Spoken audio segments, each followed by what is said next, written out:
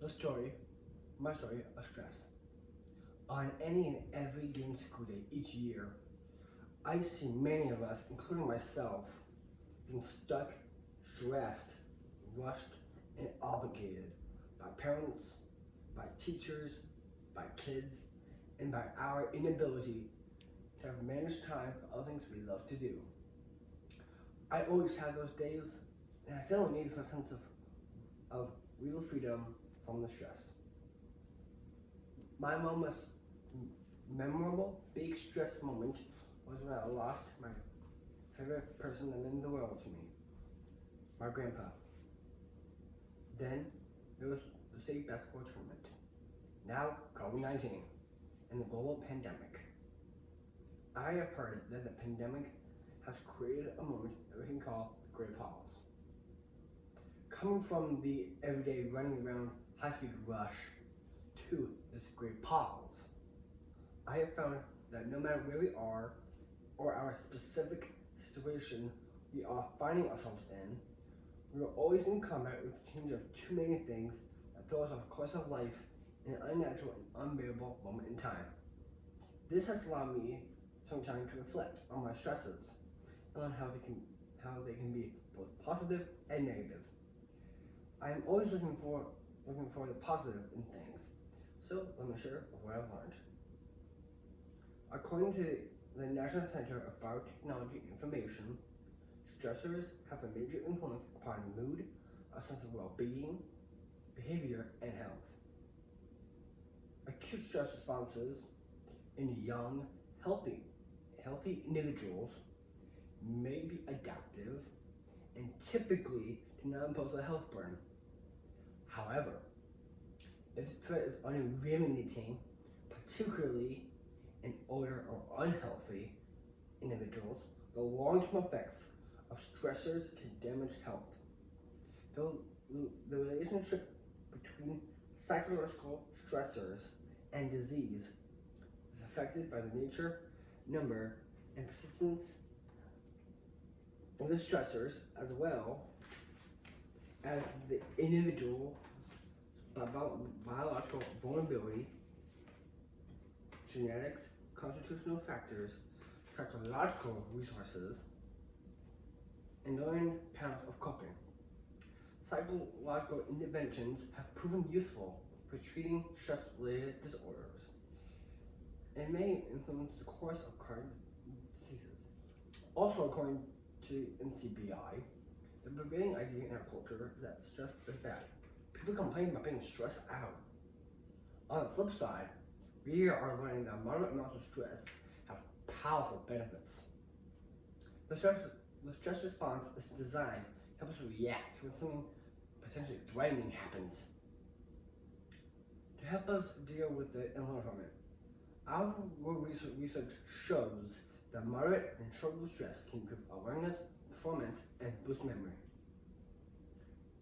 Before reading this research, I thought my big stress moments were negatively affecting me.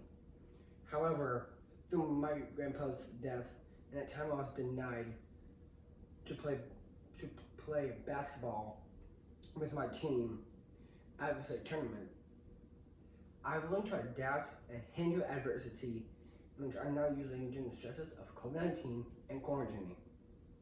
My stress response to situations now have came down to my perspective and belief on is it good or bad. I can use energy from stress for good. I believe that I'm positive during unnatural and unbearable times. And I want everyone to believe that they can handle the stress too.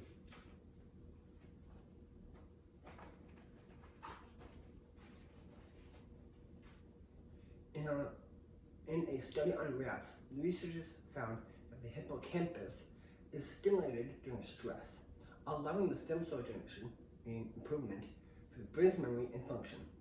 The stress equates to activating brain cells to grow. We think that the same thing happens in people. Manageable stress increases alertness and performance, and by encouraging the growth of stem cells that become brain cells, stress improves memory. But not all kinds of stress is positive. but knowing the difference can help you use stress for success.